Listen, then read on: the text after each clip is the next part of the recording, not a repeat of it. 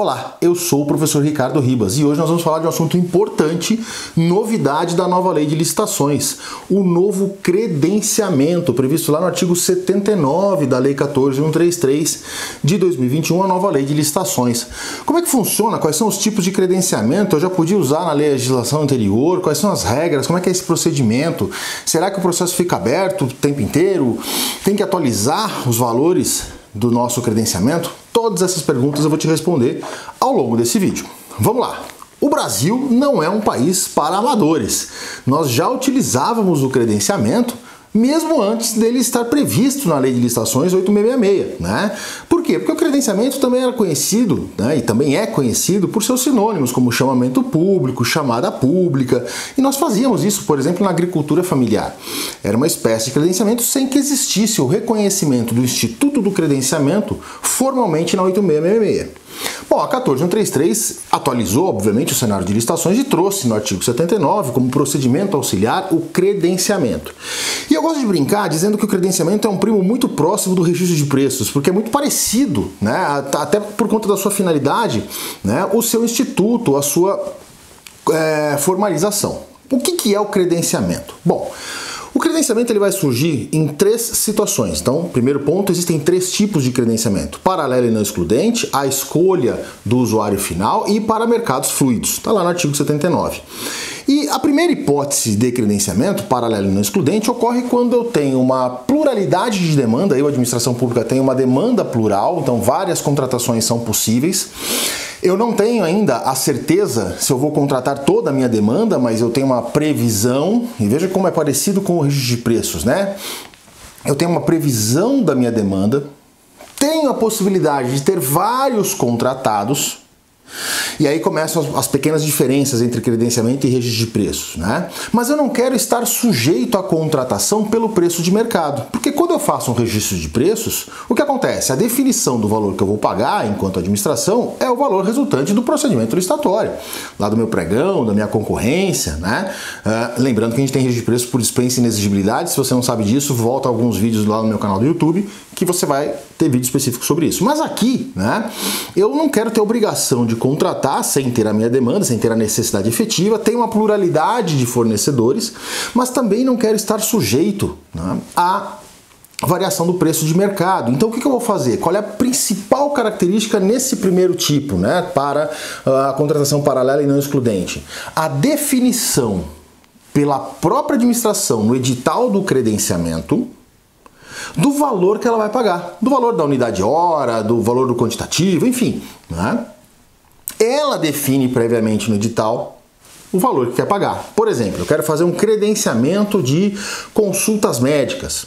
Eu vou dizer, olha, ao invés de pagar o valor de mercado, que seriam os lances, né, lá no nosso pregão, eu vou lançar um credenciamento para cardiologistas, por exemplo, e vou dizer, olha, para consultas, né, eu vou pagar tanto. Para tais serviços, eu vou pagar tanto. Embora a parte de consulta médica seja o segundo tipo aí de credenciamento, eu vou dar um exemplo mais para frente sobre isso. E aí quem quiser participar, né, vai ter que se sujeitar àquele valor, vai ter que se sujeitar àquelas regras contratuais. Então, na primeira contratação paralela e não excludente, eu tenho uma pluralidade de demanda, uma pluralidade de prestadores de serviços, de potenciais contratados. Vou publicar o meu edital de credenciamento, vou definir o preço unitário que eu vou pagar por aquele serviço, vou definir as regras contratuais que serão isonômicas para todos os credenciados, né? Então todos os credenciados serão contratados com as mesmas condições, né? E aí então quem quiser se credenciar, né, comparece à administração, apresenta a sua documentação de habilitação, também vou precisar de habilitação, e se preencher os requisitos, principalmente de qualificação técnica, passa a ser o credenciado. Só que aí vem a pergunta, quem é que eu vou contratar quando surgir de fato a demanda? Bom, nessa primeira hipótese, da credenciamento paralelo e não excludente, o edital terá que trazer um critério imparcial, isonômico, de distribuição equitativa de demanda, ou seja, de forma que todos que forem credenciados sejam em algum momento contratados de acordo com a necessidade da administração.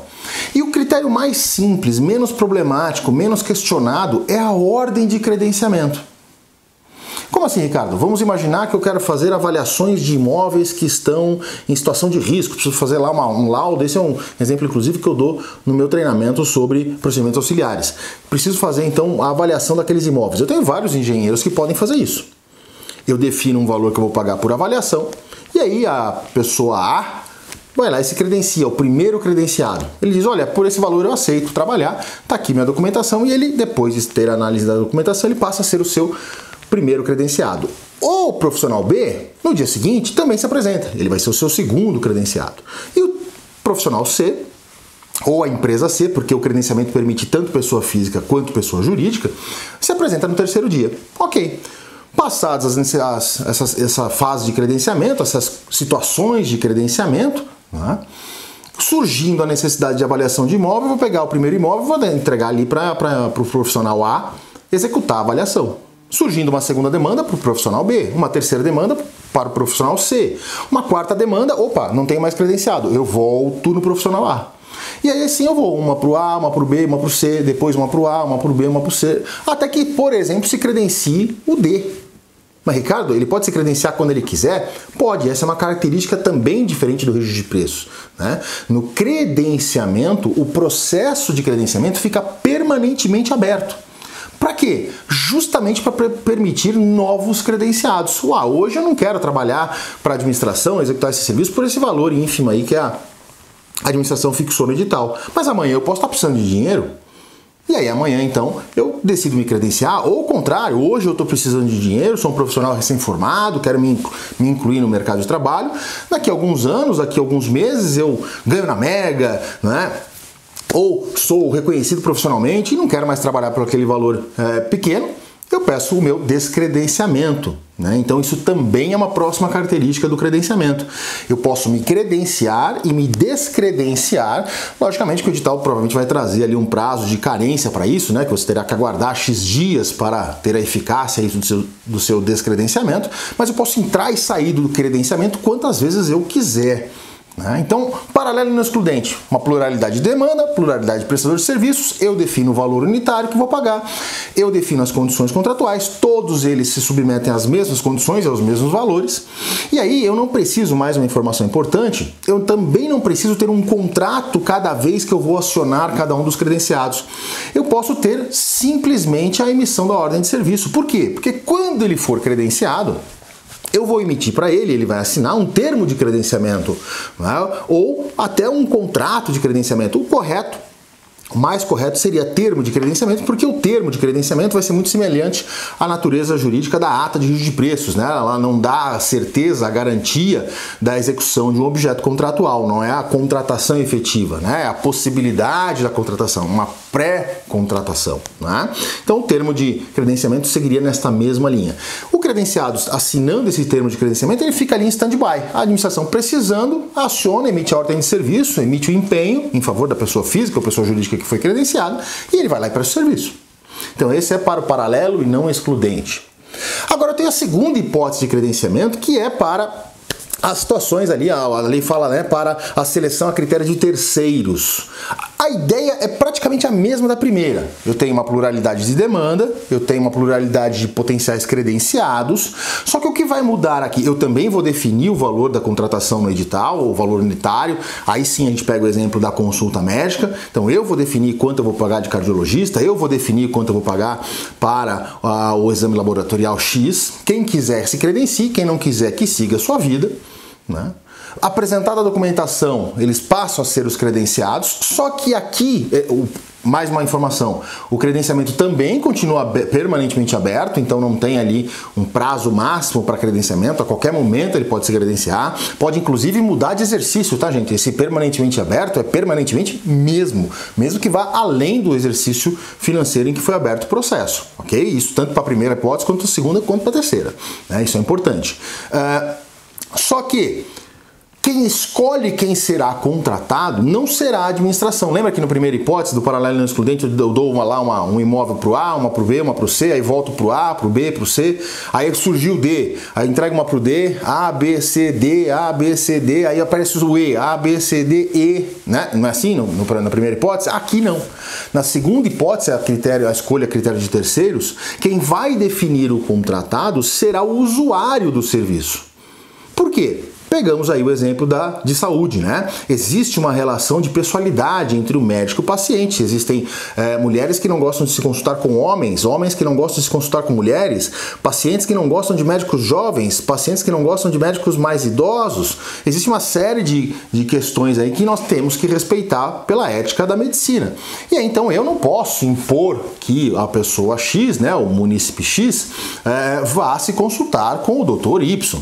Se eu tiver mais do que um credenciado para aquela especialidade, ele tem o direito de escolher. E aí, então, a única diferença é que quando surgir a demanda da contratação, vamos imaginar, né? O munícipe foi lá no posto de saúde, o médico generalista recomendou que ele passasse com um cardiologista, ele volta na Secretaria de Saúde, olha, preciso passar com um cardiologista. E aí a Secretaria de Saúde vai dizer, olha, eu tenho esses aqui, né, que estão credenciados, você pode escolher qualquer um deles, eu vou te dar uma guia, você vai, faz a consulta, preenche lá um relatório, assina um relatório do médico, dizendo que você estava lá, e no final do mês aquele médico apresenta as consultas que foram realizadas dentro desse processo de credenciamento e passa a receber o valor ali da consulta fixado também no edital, ok? Sempre que nós falarmos, tanto na primeira hipótese, paralelo não excludente, quanto na segunda hipótese, a critério de terceiros, da fixação do valor unitário da prestação do serviço, do fornecimento pelo edital, e ao mesmo tempo falamos que esse edital ele fica permanentemente aberto para novos credenciados, isso significa que pode ultrapassar, né, o exercício pelo qual o processo foi instaurado. E pode ser que, se eu não criar uma regra de reajustamento de valores, o credenciamento, com o passar dos anos, né, do tempo, passe a ficar desinteressante, né, para a sociedade, para o mercado técnico. Então é saudável que o edital coloque nos seus dispositivos uma regra de reajustamento, né, a cada 12 meses lá do seu orçamento, né, com base, e aí eu recomendo que seja o IPCA, e até para ter uma uniformidade com a própria nova lei de licitações, que cria esse índice, define esse índice, na verdade, para a atualização dos seus valores anualmente, né, para que eu tenha sempre a atualização deste valor.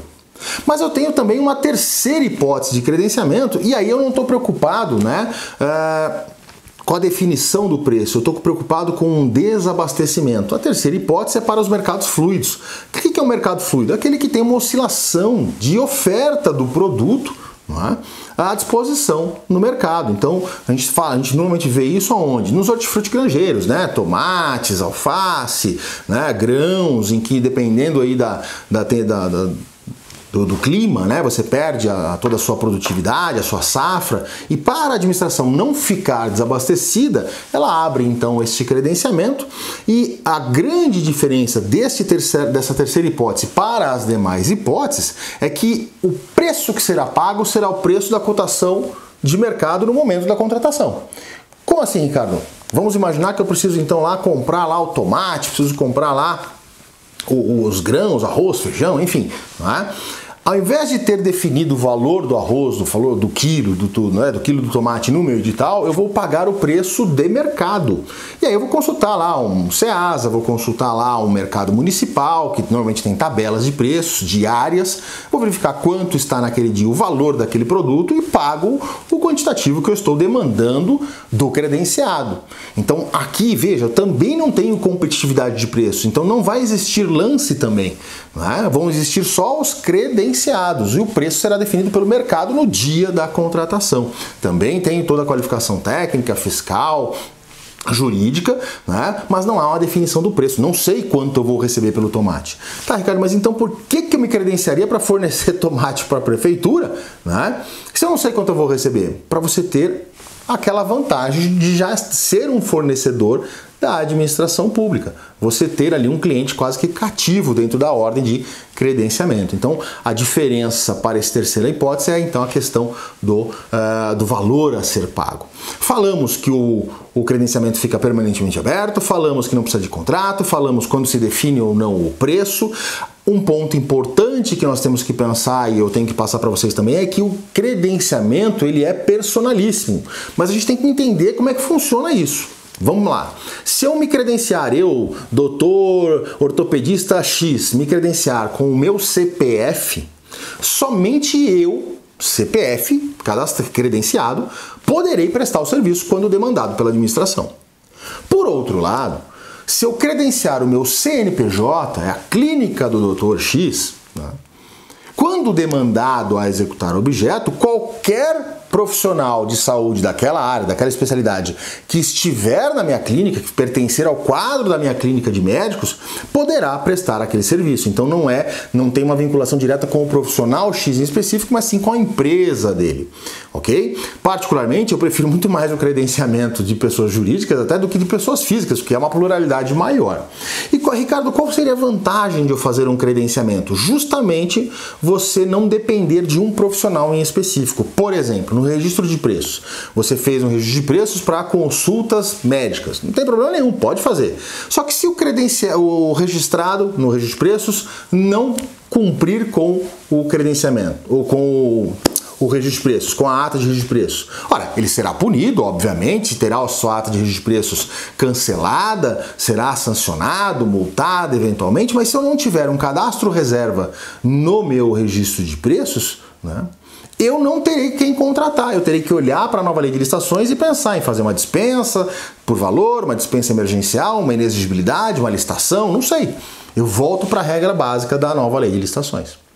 Por outro lado, se eu não fiz um registro de preços para as consultas de ortopedistas, mas fiz um credenciamento de consultas médicas, eu posso ter o ortopedista A, o B, o C, o D. E aí, se eu demandei o A e ele não cumpriu com a demanda, ele não executou o serviço, eu também vou puni-lo, também vou cancelar o seu credenciamento, vou puni-lo administrativamente, com multa, enfim, né? Vou afastá-lo, cancelar até o seu credenciamento, mas eu posso passar essa demanda para o B. E se o B não atender, para o C, para o D, para o E. É importante até na área de saúde, porque muitas vezes os médicos estão em serviço de plantão, em cirurgia, eles não conseguem atender naquele momento. Não há problema nenhum. Ele perde a vez e passa para o próximo profissional. Então essa é a vantagem do credenciamento.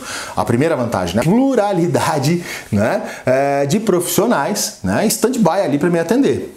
A segunda vantagem é a definição do preço pela administração nas primeiras duas hipóteses de credenciamento, né?